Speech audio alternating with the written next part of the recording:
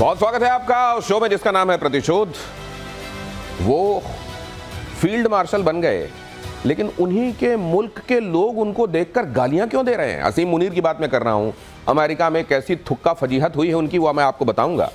प्रतिशोध के कई रंग आपको देखने को मिलेंगे आज प्रतिशोध के इस अंक में। आपको यह भी बताऊंगा कि जो नया कमांडर बनाया गया ईरान में, अभी 2 दिन भी नहीं हुए उसको कुर्सी संभाले, इजराइल ने उसको भी ठिकाने लगा दिया। अमेरिका के प्रेसिडेंट बीच समिट में क्यों चले गए कनाडा छोड़कर वापस अमेरिका, और क्या ऐसा है जो बड़ा होने वाला है? वो बड़ा क्या होगा? क्या उनका यह कहना कि ईरान के लिए अब कोई रास्ता नहीं है, ईरान को संधि पर दस्तखत करने चाहिए, क्या यह ईरान के लिए एक बहुत बड़ी चेतावनी है? तो ईरान रिस्पॉन्ड कैसे करेगा? और क्या दुनिया भर में यह तनाव अब फैलता जा रहा है? पहले ये खबर देखिए, उसके साथ शुरुआत कर रहा हूं। ये बड़ी खबर अभी अभी आ रही है। ईरान के पश्चिमी हिस्से में जबरदस्त हमला हुआ है। इजराइल ने मिसाइलों की बौछार शुरू कर दी। 5वें दिन भी इजराइल कर रहा है ईरान पर अटैक। एक के बाद एक ऐसी जगहों को चुना जा रहा है और ऐसा लगता है कि उसने पहले से यह तय कर लिया था कि फेज वाइज उसे यह काम करना है। पहले फेज में वो क्या करेगा, दूसरे में क्या करेगा, और ऐसा लग रहा है कि अपनी योजना को वो प्लानिंग जैसा उसने किया था उसी हिसाब से अंजाम दे रहा है। और इजराइल की आर्मी का बहुत बड़ा दावा कि 5 दिन में दूसरी बार ईरानी आर्मी चीफ की हत्या कर दी है उसने। चीफ बनने के 4 दिन बाद ही अली शादमानी की हत्या कर दी गई। अली शादमानी मारे गए, शुक्रवार को मारे गए थे मेजर जनरल गुलाम अली राशिद, और अब शादमानी की बारी आ गई। शादमानी के बारे में यह कहा जा रहा है कि वो खमेनी के बेहद करीबी थे, विश्वास पात्र थे, और इसीलिए गुलाम अली राशिद के बाद उनको ये कुर्सी दी गई थी। लेकिन ऐसा तय कर लिया लगता है इजराइल ने कि कोई भी जो ऊंची कुर्सी में बैठेगा उसको उस ऊंचाई से और ऊंचे भेज दिया जाएगा। बहरहाल अगली खबर भी देख लीजिए। इजराइल के प्रधानमंत्री नेतन्याहू का बहुत बड़ा बयान। अगली खबर फ्लैश कीजिए। खमेनी की हत्या से ही जंग रुकेगी, नेतन्याहू ने कहा। इससे संघर्ष और बढ़ेगा नहीं, खत्म हो जाएगा, नेतन्याहू ने कहा। नेतन्याहू ने खमेनी को बताया सबसे बड़ा दुश्मन। ये बातें किधर जा रही हैं? ये क्या वाकई अब चीजें ऐसा है जो अब नियंत्रण से बाहर चली जाएंगी? ये तनाव और ज्यादा फैलेगा क्या? ईरान में क्या होने वाला है? ईरान में क्या अब वो होगा? ये कहते हैं life takes a full circle. क्या ईरान के मामले में ये अब होने वाला है? हमारे साथ मेजर गौरव आर्य जुड़ रहे हैं, आज बाहर से हमें ज्वाइन कर रहे हैं कहीं से। बहुत स्वागत है आपका मेजर साहब। एयर मार्शल पीके श्रीवास्तव हमारे साथ यहाँ मौजूद हैं, और कर्नल साहब भी हमारे साथ मौजूद हैं। कर्नल शैलेंद्र, बहुत स्वागत है आपका। सबसे पहले तो मैं जरा ये समझना चाहता हूं कि ईरान हर गुजरते दिन के हिसाब से सिनेरियो ईरान इजराइल मामले में क्या दिखाई दे रहा है? मेजर गौरव। दिनेश, बहुत बहुत धन्यवाद। मैं आपको बताता हूं, सिंपल सी बात है, इंटेंट और कैपेबिलिटी 2 चीजें हैं जो हमें याद रखनी है। और ये नेतन्याहू कह क्यों रहे हैं ये भी मैं आपको शॉर्ट में समझा देता हूं। देखिए, कोई भी काम मुकम्मल अगर करना है तो आपके पास इंटेंट होना चाहिए और उस काम को करने की कैपेबिलिटी होनी चाहिए। यानी कि एक तो आपकी नियत होनी चाहिए और एक काबिलियत होनी चाहिए। ईरान के साथ सबसे बड़ी जो अभी बात है, जो नेतन्याहू चाहते हैं कि उसकी जो कैपेबिलिटी है, यानी कि उसके न्यूक्लियर एसेट्स, उसके बैलिस्टिक मिसाइल, ये सब उसको खत्म कर दे तो ईरान की कैपेबिलिटी खत्म हो जाएगी। लेकिन क्या कैपेबिलिटी खत्म होना काफी है? बिल्कुल नहीं। ईरान का इंटेंट कब खत्म होगा? जब उसकी टॉप लीडरशिप खत्म हो जाएगी। क्योंकि ईरानी लोग जंग नहीं चाहते। ईरानी लोग बड़े अमन पसंद लोग हैं, अच्छे प्यारे लोग हैं, मोहब्बत करने वाले, प्यार मोहब्बत से रहने वाले लोग हैं। लेकिन इनका जो ये टॉप एशेलॉन है ईरान का, उसने ये जिहाद का राग एक पकड़ लिया है और उसके पीछे उसके पीछे लगा हुआ है जिहाद के राग के। तो इसके ये that is why Netanyahu is saying कि जब तक खमेनी को आप नहीं निपटाएंगे ये जंग नहीं खत्म होगी, और उसके बाद एस्केलेशन नहीं होगा, उसके बाद डी एस्केलेशन होगा, सब शांत हो जाएगा। इंटेंट एंड कैपेबिलिटी है दिनेश। इंटेंट एंड कैपेबिलिटी, ये इंटेंट क्या है वो तो इजराइल लगातार दिखा रहा है, और कैपेबल है वो ये भी लगातार दिखा रहा है। लेकिन ये लीडरशिप का सफाई मुझे बहुत अच्छे से याद है। ऑपरेशन सिंदूर के दौरान जब हम लोगों की बातचीत हो रही थी तो आपका और एयर मार्शल श्रीवास्तव लगातार ये कहते रहे थे कि आप वहां टारगेट कीजिए आर्मी की लीडरशिप को, और ये भी तय कीजिए कि वहां बेशक रिटायर हो जाए वहां का जनरल, लेकिन उसको छोड़िए मत, फिर उसके अंजाम तक पहुंचाइए, तब इनको इबरत हासिल होगी। क्या ये बात इजराइल बहुत पहले भांप चुका है? बिल्कुल भांप चुका है, और इजराइल हमेशा से करता रहा है। आपने देखा कि हिजबुल्लाह के मामले में उसने वहां की लीडरशिप खत्म की, हमस के मामले में लीडरशिप खत्म की, हूती की भी लीडरशिप खत्म की, और यहां पर भी पहला निशाना मिलिट्री और साइंटिफिक लीडर्स, न्यूक्लियर जो लीडर्स थे उन पर किया। और ये इतना प्रिसाइज रहा है दिनेश, एक बात आपको जरूर चौंकाएगी कि ये खबर उनकी जो जमीनी खबर है, जो मोसाद का ऑपरेशन है, जो उनकी यूनिट 820 है उसका जो ऑपरेशन है, जो उनका साइबर ऑपरेशन है, वाह क्या काबिले तारीफ है। जो जहां होता है वहीं मार देते हैं। ऐसा कभी आपने किसी आर्मी को करते देखा है? निशाना और सिर्फ उतना ही, लीडरशिप को खत्म करते हैं, लॉन्चर्स को खत्म कर दिया।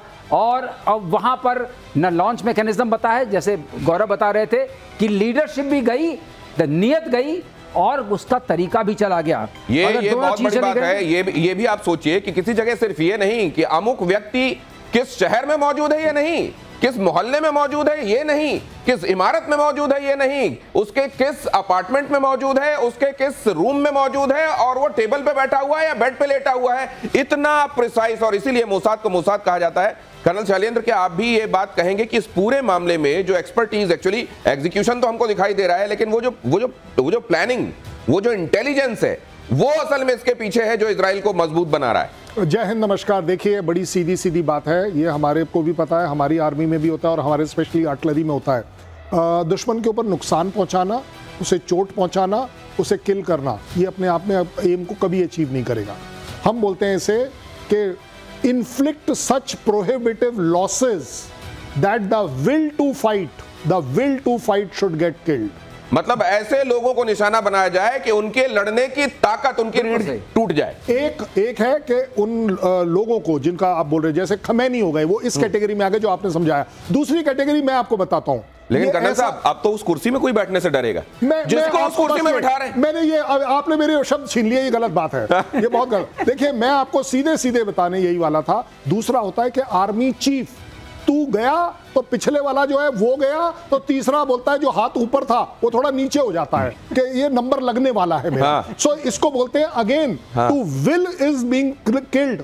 As far as Iran is concerned, I think हम इसके ऊपर बात जरूर करते हैं, लेकिन इसको हमें सीख कर करना एक बहुत बड़ी बात। कर्नल साहब जो कह रहे हैं, ये मेजर गौरव आर्य, ये तो अब ये वाली बात हो गई है। कई लोग जो कमांडर इन वेटिंग होते हैं, उनके लिए तो ये मौका होता है कि भाई साहब वो कुर्सी पर जाएं, लेकिन अब तो ये कहेंगे नहीं, हम बगैर कुर्सी के काम कर देंगे, लेकिन आप हमको डेजिग्नेट मत कीजिए। मेजर गौरव आर्य, बिल्कुल बिल्कुल, आप दिनेश एकदम सही बात कह रहे हैं। यही चीज जैसा सर ने बताया, मार्शल श्रीवास्तव सर ने बताया, यही चीज हुई थी हमास के साथ, हिजबुल्लाह के साथ। जब नसरल्लाह मरा तो नसरल्लाह की जगह दूसरा आया, उसको भी थैंक यू बोल दिया इन लोगों ने। अब क्या है कि ये पूरा जो एशेलॉन है इनका, ऊपर वाला साफ कर दिया।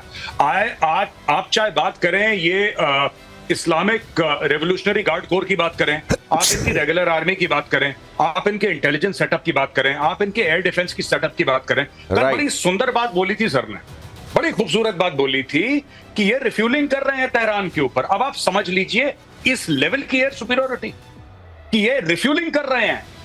Refuelling is done in safe skies. Tehran के ऊपर रिफ्यूलिंग, इसका मतलब समझ लीजिए कि किस कदर वहां के समझ लीजिए आसमान पर नियंत्रण हो गया है इजराइल का। अगली खबर देख लीजिए, वर्ल्ड वॉर का खतरा और ज्यादा बढ़ गया। G7 देशों का इजराइल को खुला समर्थन। G7 के नेताओं ने कहा है कि ईरान को कभी परमाणु हथियार न मिले, तो वहीं दूसरी तरफ 19 मुस्लिम देश इजराइल के खिलाफ हैं। चीन ने तेहरान में अपने दूतावास से कर्मचारियों को निकाला। ये लीजिए जरा, ये भी देखिए, चीन ने तेहरान में अपने दूतावास से कर्मचारियों को निकाला। ये दुनिया में जो बाकी जगहों पर डेवलपमेंट चल रहे हैं, खासतौर से G7 की तरफ हर किसी की निगाह है क्या चल रहा है कनाडा में। तो लोग देख रहे हैं ट्रंप वहां से क्यों चले जा रहे हैं, लोग ये भी देख रहे हैं कि ट्रंप कुछ बोल रहे हैं, इतने में कनाडा के पीएम आकर कहते हैं नहीं, अब देखिए प्रेसिडेंट के तौर पर मुझको अपनी जिम्मेदारी निभानी दीजिए, उनको बीच में रोक दिया जाता है। एक्चुअली क्या चल रहा है ये लोग जानना चाहते हैं। G7 की बैठक में क्या हुआ और वर्ल्ड ओवर क्या चल रहा है और यहां से क्या इंडिकेशंस मिल रहे हैं, मेजर गौरव? देखिए, ट्रंप तो बीच में निकल लिया है, जैसा आपने शुरू में ही अपने बयान में बताया था कि ट्रंप साहब आए, वहां पे हाय हेलो करा, हाथ वाथ हिलाए, एक दो डील भी शायद उनकी यूके से साइन होनी थी, उसको कर कुरा के ट्रंप ने बोला कि मैं निकल रहा हूं। अब इसका ये है कि ट्रंप ने ट्वीट भी करे हैं, ट्रूथ सोशल पे भी डाला है कि कुछ बहुत बड़ा होने वाला है। ट्रंप थोड़ा शोमैन किस्म का भी आदमी है। तो नहीं, मुझे ये समझ में नहीं आता, इमैनुअल मैक्रो ने अगर कोई बात कही थी तो इमैनुअल मैक्रो के ट्वीट को ये कहते हुए कि इनको तो कुछ मालूम नहीं है मैं क्या करने वाला हूं, ये हमेशा गेस कर, ये करने की क्या जरूरत थी उनको? नहीं, देखिए, वो टेलीविजन का आदमी है, वो रियलिटी टेलीविजन का आदमी है, आप ये समझिए ना, आप उसका बैकग्राउंड देखिए ट्रंप का। तो ट्रंप यही करता है हर समय की दिखाने के लिए कि I am the boss of the room, कोई मुझे नहीं भांप पाया, मैं सबको भांप लेता हूं, मैं बताता हूं। अब उसने क्या बोला है, उसने जो ये संदेश दिया ना कि तेहरान खाली करो, ये कल का संदेश है कि तुम तेहरान खाली करो, ये किसके लिए बोल रहा है वो ट्रम्प? ये जो आम लोग हैं उनके लिए बोल रहा है। हो ना हो, America is getting into this fight. अगर चीजें एक आध दिन में 48 घंटे के अंदर अगर चीजें उस तरीके से पटरी पे नहीं आई जैसे ट्रंप चाहता है, तो हो सकता है कि मैसिव बॉम्बार्डमेंट ऑफ तेहरान। और ये बात ट्रंप भी समझ चुका है, भली भांति परिचित है कि जब तक रिजीम चेंज नहीं होगा मिडिल ईस्ट में शांति नहीं आएगी। ये जो इकोनॉमिक कॉरिडोर की बातें कर रहे हैं कि इंडिया और ये पूरा इकोनॉमिक कॉरिडोर यूरोप का आगे तक मिडिल ईस्ट का ले जाने की बात कर रहे हैं, ये सब ख्याली पुलाव है। ईरान तो मना कर रहा है, कह रहा है मैं वो बंद कर दूंगा अपने पूरे सी लेंस। मतलब आप भी यही कह रहे हैं कि खामेनेई के ऊपर अभूतपूर्व खतरा मंडरा रहा है, क्या आप भी यही कह रहे हैं? मैं आपके पास लौटता हूं। भयानक स्तर पर पहुंचा ईरान इजराइल युद्ध, G7 बीच में छोड़कर अमेरिका लौटे डोनाल्ड ट्रंप, जैसा हम आपको लगातार बता रहे हैं। ईरान के परमाणु कार्यक्रम पर रोक जरूरी है, यह ट्रंप ने कहा। तेहरान को फौरन खाली कर दें लोग, तेहरान को फौरन खाली कर दिया जाए। देखिए, पहले दिन जब इजराइल ने ईरान के ऊपर अटैक किया तो ट्रंप ने कहा नहीं, हमारा इससे कोई लेना देना नहीं। और आज वो कह रहे हैं कि तेहरान को पूरी तरीके से ईरानी लोग खाली कर दें। अगली खबर भी देख लीजिए। फ्रांस के राष्ट्रपति मैक्रो पर भड़के ट्रंप, मैक्रो को पब्लिसिटी का भूखा कहा। मैक्रो हमेशा गलत ही बोलते हैं, ट्रंप ने कहा। इमैनुअल मैक्रो पर ट्रंप ने कसा था तंज। ट्रंप के G7 बीच में छोड़ने पर कहा युद्ध रुकवाने अमेरिका लौटे ट्रंप। मैक्रो ने ये बात कही तो उन्होंने कहा कि देखिए, मैं सीज फायर के लिए लौट रहा हूं, मेरे पास कुछ दूसरे जरूरी काम है। उनको नहीं मालूम है, वो हमेशा गलत गेस करते हैं। पता नहीं उनको एक राष्ट्राध्यक्ष को यूं नीचा दिखाकर क्या मिला। लेकिन मैं अब इसको बड़े लेवल पर ले जाना चाह रहा हूं। ये कहना कि तेहरान खाली करो ट्रंप का, इसका इशारा क्या है? इसका इशारा यह है कि ट्रंप और नेतन्याहू एक ही पेज पर हैं। नेतन्याहू ने भी यही बोला था, तेहरान खाली करो, तेहरान खाली करो, और तेहरान खाली हो रहा है। तो पहली चीज होती है रेजिम चेंज से पहले जनता में एक विद्रोह का भाव है। सर, आपको बीच में रोक रहा हूं। हाँ। जब से नेतन्याहू ने कहा है कि टॉप डेथ टू अमेरिका कहने वाला और टॉप में ट्रंप का नाम रखने वाला है ईरान, तो तुम देख लो, तभी से सब कुछ बदला है लगता है। और उसने ये भी कहा कि मैं तो उनका छोटा भाई हूं, मैं तो नंबर 2 हूं, पहले आपको मारने के लिए आ रहे हैं। और ट्रंप को याद आ गई कि इलेक्शन से पहले उनके पर क्या आक्रमण हुआ था, तो ट्रंप ने कहा, और मैक्रोन की थोड़ी सी आदत है दिनेश, अगर कहें आप मुझे कहने दें, कि वो बोलते थोड़ा आउट ऑफ टर्न बोल देते हैं मैक्रोन। हाँ, थोड़ा आउट ऑफ टर्न बोलते हैं। हर चीज में कहते हैं मैं समझौता करा दूंगा, मैं कूद पड़ते हैं। मतलब ट्रंप को ट्रंप जैसा कहीं कोई मिल जाता है, आप ये कह रहे हैं। तो वो थोड़ा हुआ, तो ट्रंप ने बताया हु इज द बॉस। अच्छा, ये समझ जाओ कि मैं बॉस हूं। अच्छा। और अब मैं जा रहा हूं, कोई सीज फायर कराने नहीं जा रहा हूं, मैं तेहरान खाली कराने जा रहा हूं। इसका मतलब क्या हुआ? इसका मतलब साफ है कि तेहरान के ऊपर अब बड़ी मुसीबत आने वाली है। और खामेनेई उधर वो कहते हैं हमारे जो मेजर गौरव को जोड़ना चाह रहे हैं सर आपकी बात पर। या जी, मैं बिल्कुल जो सर की बात है मैं 100% एग्री कर रहा हूं। मैं सिर्फ ये बात एक जोड़ना चाह रहा हूं, सर ने बिल्कुल ये ठीक बात बोली है, सीज फायर से ट्रंप का कोई लेना देना है। ट्रंप बार बार कह रहा है डील, और डील में क्या कह रहा है ट्रंप कि तुम्हारे पास न्यूक्लियर हथियार नहीं हो सकते। सिंपल सी बात है, तुम्हारे पास न्यूक्लियर वेपन्स नहीं हो सकते। न्यूक्लियर वेपन्स के साथ नेतन्याहू ने यह जोड़ दिया है कि तुम्हारे पास उसके साथ डिलीवरी सिस्टम्स भी नहीं हो सकते। तो ये सिर्फ न्यूक्लियर ठिकानों पर नहीं मार रहा है बम, ये इनके बैलिस्टिक मिसाइल के ठिकानों पर भी बम मार रहा है। कि एक तो न्यूक्लियर वेपन है, एक उनके डिलीवरी सिस्टम्स हैं, दोनों को बर्बाद कर दो। और यही ट्रंप भी चाहता है। They are on the same page. Sir ने बिल्कुल 100% बात बोली है, सही, I agree with him, they are on the same page. Benjamin Netanyahu ने यह बात कही है कि न सिर्फ उनके पास न्यूक्लियर हथियार नहीं होने चाहिए, बल्कि उनके पास ICBMs नहीं होने चाहिए, इंटरकॉन्टिनेंटल बैलिस्टिक मिसाइल नहीं होने चाहिए, वेक्टर नहीं होने चाहिए जिसको जो न्यूक को लेकर उड़े। अगली खबर देख लीजिए। प्रतिशोध में इस वक्त की बड़ी खबर, अमेरिकी राष्ट्रपति ट्रंप का बड़ा बयान। ट्रंप ने कहा हम सिर्फ सीज फायर नहीं, असली अंत चाहते हैं। ईरान के पास कभी भी परमाणु हथियार नहीं होने चाहिए। ये बड़ी बातें हैं जो चल रही हैं, और ये ईरान, मिडिल ईस्ट और वर्ल्ड ओवर जो चीजें हैं उनको किस दिशा में ले जाएंगी। आप इसकी मेगा पिक्चर क्या देख रहे हैं कर्नल साहब? नहीं, देखिए, बड़ी सीधी बात है कि अगर आप चीजों को इवैल्यूएट करेंगे तो आप ये जरूर पाएंगे ट्रंप एक पार्ट बोलते हैं, नेतन्याहू दूसरा पार्ट बोलते हैं। अच्छा। ट्रंप ने बड़ा क्लैरिटी के साथ कह दिया। और मैं वैसे भी यूएस का इंटरेस्ट बता सकता हूं कि वो हमेशा है कि ईरान का न्यूक्लियर प्रोग्राम अगर इजराइल के बाद किसी के लिए है तो वो यूएस के लिए, इसलिए उसको नहीं होना चाहिए। इजराइल बोलता है कि आपके पास ये न्यूक्लियर प्रोग्राम नहीं, न्यूक्लियर चीज ही नहीं होनी चाहिए, चाहे आप एनर्जी के नाम से बात करें, चाहे किसी भी नाम से बात करें। और इसको आपके देश से बाहर किसी भी तरह की मिसाइल सिस्टम से ले जाना अपने आप में हमें एक्सेप्टेबल नहीं है। जैसे ईरान को यहूदी जमीन के ऊपर एक्सेप्टेबल नहीं है, तो इजराइल को किसी भी हालत में ईरान का कोई भी पार्ट अगर न्यूक्लियर है वो एक्सेप्टेबल नहीं है। उस न्यूक्लियर ऑब्लिक किसी भी तरह की आईसीबीएम को उसके देश से बाहर ले जाने की जो काबिलियत है वो भी एक्सेप्टेबल नहीं है, और दोनों के दोनों इसी बात पर एग्री कर रहे हैं। ईरान के सांसद महमूद नवाबियान की धमकी भी जरा देख लीजिए। उन्होंने कहा कि अमेरिका को निशाना बनाना बहुत आसान है, इजराइल पर हमला करना जितना मुश्किल है उतना ही ज्यादा आसान है अमेरिका की तबाही। उन्होंने कहा कि अमेरिकी सैन्य अड्डों, युद्धपोतों को निशाना बनाना आसान है। अब ये क्या बयान है और ये किस तरफ चलाए जा रहे तीर हैं मेजर गौरव? देखिए, ये गीदड़ भपकी है। आपने देखा था जिस तरीके से उनकी टीवी एंकर जो बैठी थी बीच में, हाँ, वो कह रही थी हम कभी नहीं झुकेंगे, हम कभी नहीं छोड़ के भागेंगे, बम गिरा भगली। ठीक है, फिर थोड़ी देर के बाद उसको लोगों ने, पीसीआर ने बोला कि मैडम वापस आ जाओ, खतरा टल गया, फिर वापस आई मैडम, तो लोगों ने बोला बड़ी बहादुर है। देखिए, ये सब इनके बयानबाजी कर रहे हैं लोग। एक बयानबाजी आपको पता है पाकिस्तान ने भी करी थी कल, जिसके बारे में हम लोग आपकी शो में डिस्कस कर रहे थे। पाकिस्तान ने बोला कि हम न्यूक्लियर मार देंगे, फिर जब बोला अच्छा तुम मार दोगे, कह रहा मैं मजाक कर रहा हूँ। तो ये सब देखिए, ये सब कोरी बयानबाजी है, इनको भी पता है। ट्रंप ने पहले दिन क्या बोला था, तुम्हें इजराइल के साथ जो करना है करो, अगर तुमने अमेरिकन एसेट्स या तुमने अमेरिकन पे हमला करा फिर देख लेना, तुम फिर देखना। और अगर ये करते हैं ऐसी बेवकूफी अमेरिका को छेड़ने की, तो इस बार ट्रंप और Netanyahu they are absolutely on the same page. कौन से सेम पेज है?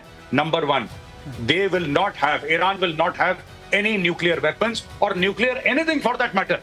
अरे ईरान को तो पहला न्यूक्लियर रिएक्टर अमेरिका ने दिया था 60s में। 5 मेगावाट की जनरेशन इलेक्ट्रिसिटी के लिए अमेरिका सप्लाइड द रिएक्टर। उसको क्या पता था कि बाद में चल के वहां पे 1979 में रेवोल्यूशन हो जाएगा और ये जितने भी पागल हैं ऊपर आके ये सब लोग हथियार बनाना शुरू कर देंगे। That was never the intent. बहरहाल ये सीधी सीधी बात है, ये जाने वाले हैं बहुत जल्दी। ये जो धमकियां दे रहे हैं ना, दे आर ऑल गोइंग, ये सब के सब जाएंगे। आपने कहा मजाक कर रहा था वो आपने भोपाल से उठा कर दिया था। AQ खान गए भी वहीं से थे और वहां से हो सकता है वहां जब तक रहे सद्बुद्धि रही होगी, लेकिन वहां जाने के बाद तो वो क्या करने लगे आपको मालूम है। उन्होंने ये सीखा किसने, जो बड़ी बड़ी बातें बोलना, क्या ये पाकिस्तान से ईरान गया है, ईरान से पाकिस्तान आया, ये भी जरा बताइएगा। लेकिन इजराइल के अटैक से धुआं धुआं हुआ तेहरान। ये खबर देखिए, तेहरान के आसमान में चारों तरफ धुआं दिखा। इजरायली हमलों में अब तक 224 की मौत हो चुकी है। तेहरान में सबसे ज्यादा हमला कर रहा है इजराइल। तेहरान पहचानने लायक रहेगा क्या कुछ दिनों बाद, ये भी एक बड़ा सवाल है। ईरान के टीवी स्टूडियो पर इजरायली अटैक, जिसका जिक्र अभी मेजर गौरव कर रहे थे, न्यूज पढ़ते वक्त हुआ मिसाइल अटैक, और उस समय वो मोहतरमा यही कह रही थी हम किसी से नहीं डरते, और स्टूडियो छोड़कर भाग खड़ी हुई। इजराइल ने दी थी स्टूडियो खाली करने की चेतावनी। इजराइल ने पहले ही कहा था ये प्रोपेगेंडा, ये जो चैनल है यहाँ का, ईरान का, यहाँ पर ये प्रोपेगेंडा मत चलाओ।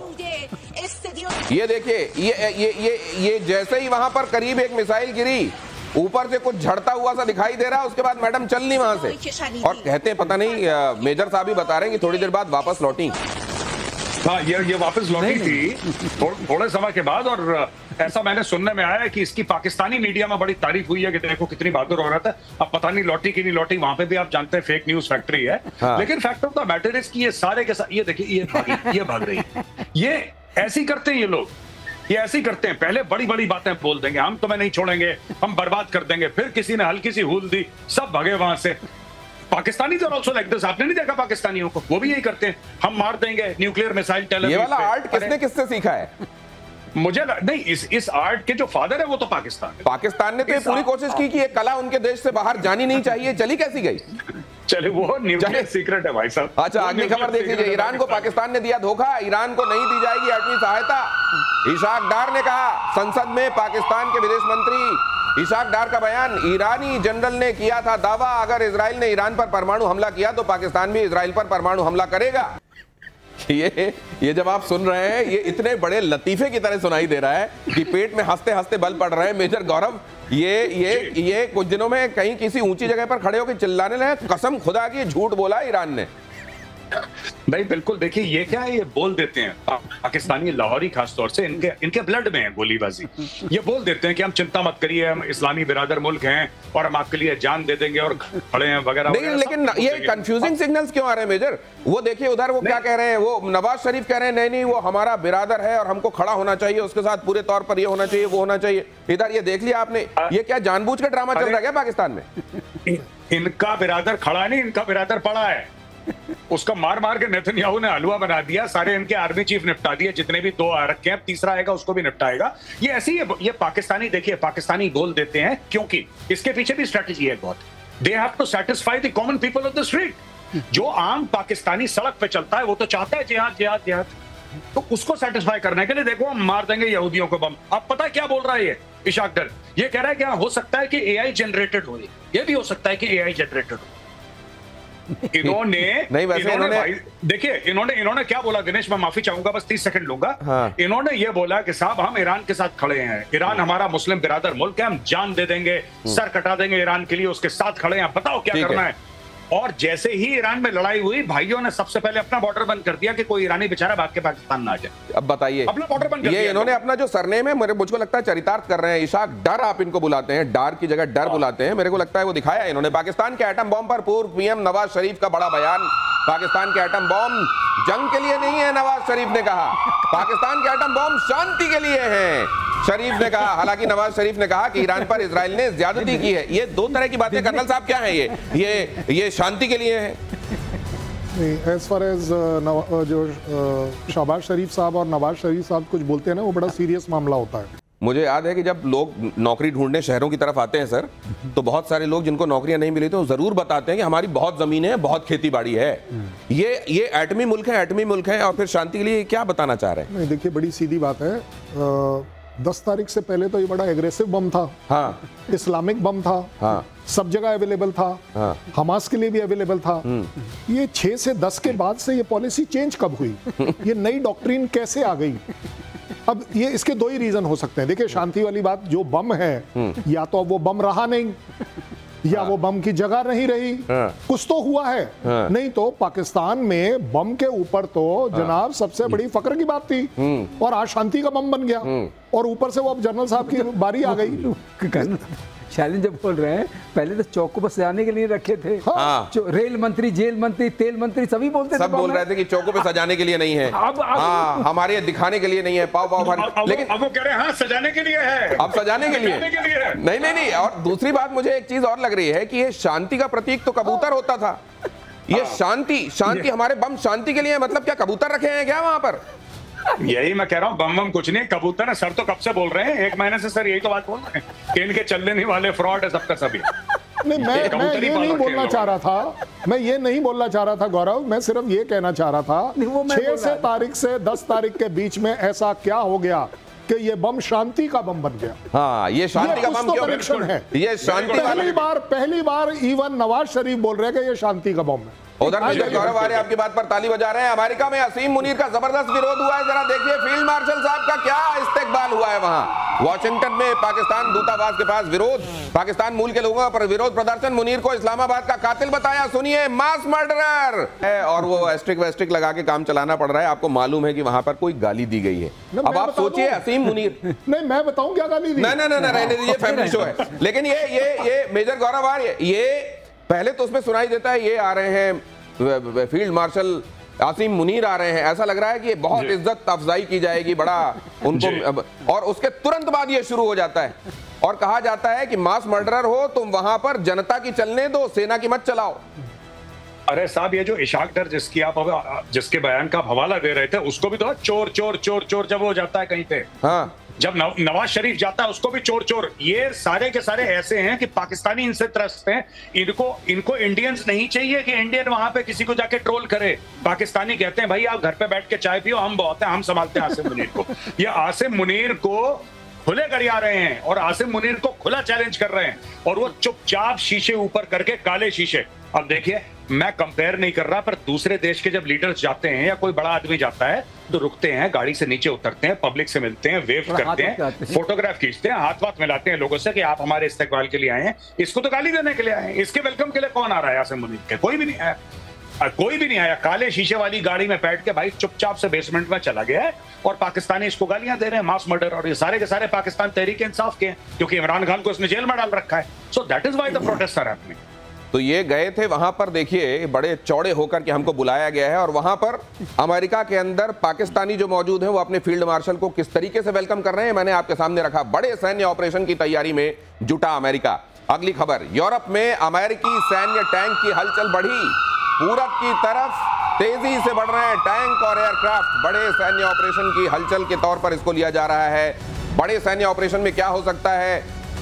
यूरोप में अमेरिकी सैन्य टैंक, अमेरिकी सेना के जो टैंक हैं, जाहिर है नेटो की बात हम कर रहे हैं, पूरब की तरफ तेजी से बढ़ रहे हैं। क्या मतलब ये क्या थोड़ी और मदद दी जा रही है? क्या हो रहा है यूक्रेन को? मदद नहीं दी जा रही है। अब मुझे लगता है, मैं इसका दूसरा निकालूंगा दिनेश पहलू, अब ये लगता है कि सब दोनों पार्टीज थक चुकी हैं। इधर वाले थक चुके हैं कि मैक्रोन के ऊपर देखा आपने कैसा अटैक किया ट्रंप ने, तो इसका ये मतलब है कि मैक्रोन के साथ कोई ज्यादा वो चल नहीं रहा है। मैक्रोन ही कह रहे थे नहीं हमें जाना चाहिए, हमें मदद करनी चाहिए। 3 लोग इन्वॉल्व है ना, फ्रांस, जर्मनी और यूके, यही लोग चाहते हैं, यही चाहते हैं कि आप यूक्रेन को देते रहिए। ट्रंप ने कहा युद्ध रोको। अब ये जो मूवमेंट हो रहा है ये सिर्फ ये हो रहा है कि ये बाउंड्री लाइन है, इसके अंदर मत आइएगा। शायद रशिया को भी बताया जा रहा है कि आप इसके अंदर मत आइएगा। लेकिन लोग तो ये सोच रहे थे कर्नल साहब कि ये असल में ब्लॉक, अगर किसी को लो ना ब्लॉक के तौर पर आप मानो तो केवल वेस्टर्न कंट्रीज हैं। क्या दिख रहा है वो ब्लॉक है क्या? नहीं, देखिए वैसे मैं आपको बड़ी जिम्मेदारी से बता रहा हूं कि यूरोपियन यूनियन कभी भी यूएस को लाइक नहीं करता।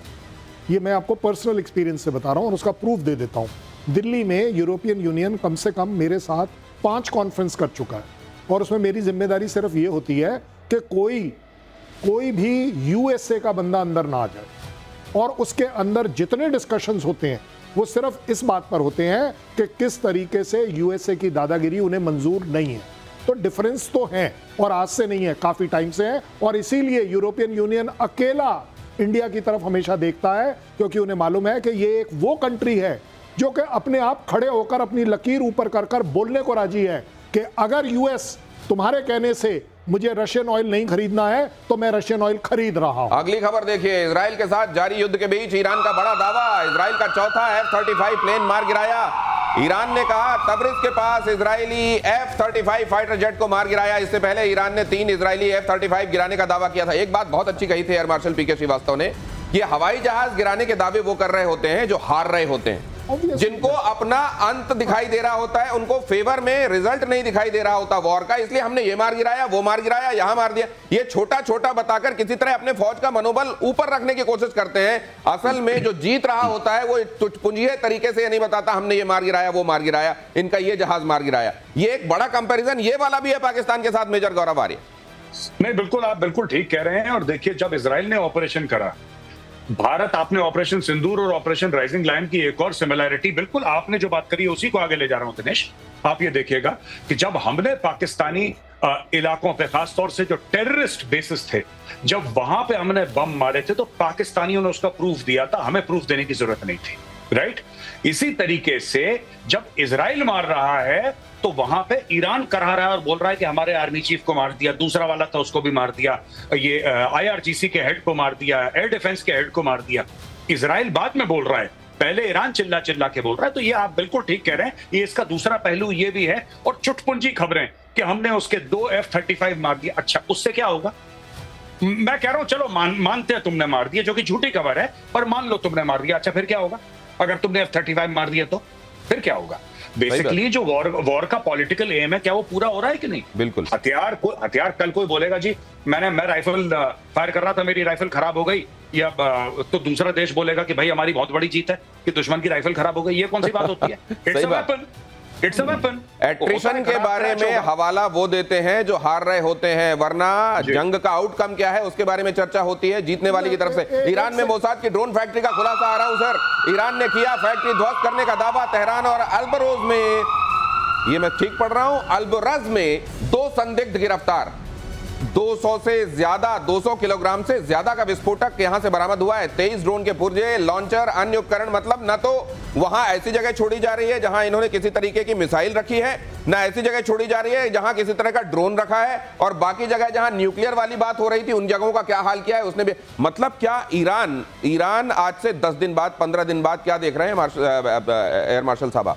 देखिए, ईरान 10 दिन से पहले ही घुटने टेक देगा, उसकी बातचीत चल चुकी है दिनेश। अच्छा। ये जो 4 रफाल और 4 F-35 मारने की बात हो रही है ना, हाँ। आपने उसके बाद क्या देखा था? हाँ। उसके बाद सरेंडर देखा था। सरेंडर देखा था ना, सरेंडर देखा। तो वही ट्रंप का कॉल आएगा। सब जगह गुहार लगा रहे हैं कि भाई युद्ध बंद कराओ, चारों तरफ गुहार लग रही है। और ये F-35 तो ये किस सूरत में होगा? क्या ईरान ये कहेगा लाओ हम दस्तखत करते हैं? दस्तखत करेगा? कर्नल साहब देखिए ऑलरेडी ईरान ऑफर कर चुका है यूएस को कि हम आपके साथ बात करने को तैयार हैं। ऑलरेडी स्टार्ट हो गया। और उसने ये भी कह दिया है कि हम न्यूक्लियर डील के बारे में बड़ी ब्रेकिंग इंतजार कर रही है। रुकिए, आता हूं आपके पास। ईरान इजराइल युद्ध को लेकर बहुत बड़ी खबर। ईरान चाहता है कि ट्रंप करा दे ceasefire. Qatar, Saudi, Oman से लगाई गुहार। ईरान के राष्ट्रपति मसूद पेज़ेशकियान ने कहा ट्रंप से कहो नेतन्याहू को समझाएं। आ गए, बिल्कुल सही कह रहे हैं आप, आ रहे हैं सीधे सीधे समझाओ वाली बात में। ये अगली ब्रेकिंग लगाइए, नेक्स्ट लगाइए। एफएटीएफ ने पाकिस्तान की कसी नकेल। पहलगाम हमला बगैर आतंकी फंडिंग के संभव नहीं है। Good morning. चलिए आपको भी समझ में आई ये बात। एफएटीएफ ने कहा ऐसे हमले सिर्फ बंदूक बारूद से नहीं होते, अटैक के पीछे फाइनेंशियल नेटवर्क होता है। एफएटीएफ ने कहा। गौरव साहब ये चलिए गुड सेंस प्रिवेल करता लग रहा है। नहीं, आपको ये नहीं पता कि पाकिस्तान में इस खबर को कैसे एनालाइज कर रहे हैं। हाँ।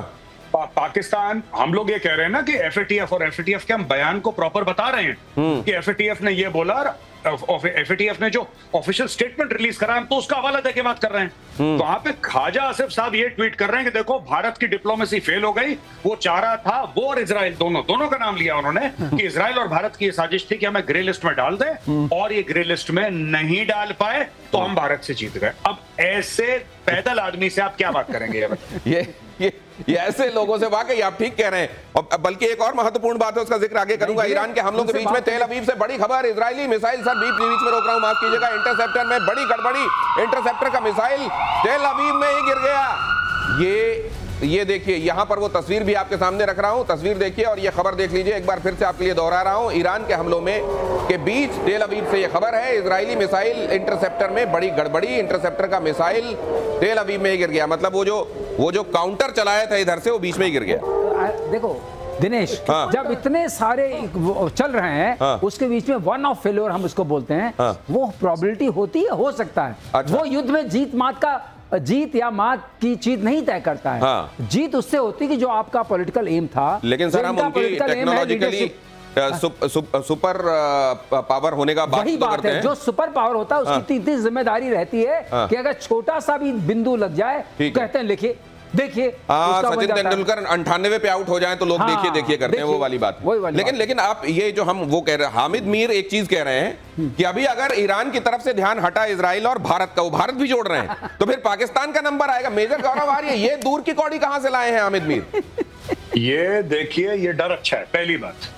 दूसरी चीज ये है कि मैं तो कह रहा हूं, देखिए दे आर रोग रेजीम्स। ईरान भी रोग रेजीम है, पाकिस्तान भी रोग रेजीम है। और जो नेतन्याहू ने पाकिस्तान के साथ करा, कहीं ना कहीं भारत को ना वैसा ही पाकिस्तान के साथ करना होगा। और भारत ने एक ट्रेलर दिया भी है इसका।